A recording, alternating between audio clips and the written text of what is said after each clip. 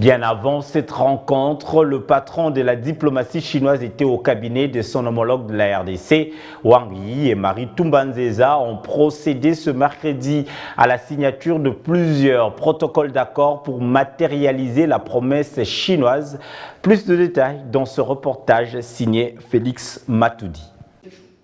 Kinshasa et Pékin redynamisent leur coopération bilatérale. En visite de travail à Kinshasa, le ministre chinois des Affaires étrangères Wang Yi et son homologue de la RDC se sont engagés ce mercredi à intensifier par la signature de ces mémorandums d'entente leur partenariat dans les domaines de la santé, des infrastructures et dans plusieurs autres secteurs.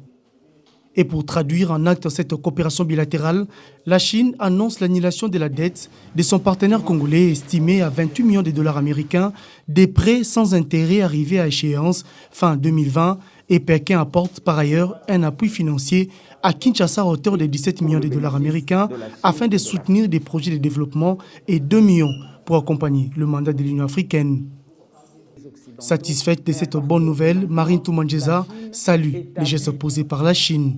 On a parlé beaucoup de mondialisation auparavant, mais maintenant, nous l'avons entendu beaucoup des pays occidentaux, mais à partir de maintenant, la Chine établit, elle aussi, avec les pays africains, une autre strate des relations entre la Chine et l'Afrique, quelque part pour nous dire qu'avec la Chine, nous aussi, nous entrons dans cette nouvelle mondialisation et nous allons faire maintenant à notre façon ce que les autres ont entrepris avant nous.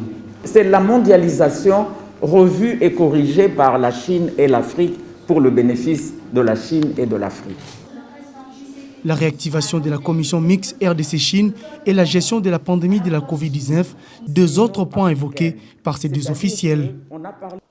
Depuis l'établissement des relations diplomatiques, il y a plus de 50 ans, les deux pays entretiennent une coopération stratégique bilatérale et le choix de l'RDC comme première escale pour la tournée du diplomate chinois n'est pas fortuit, surtout quand on sait que l'RDC préside cette année l'Union africaine.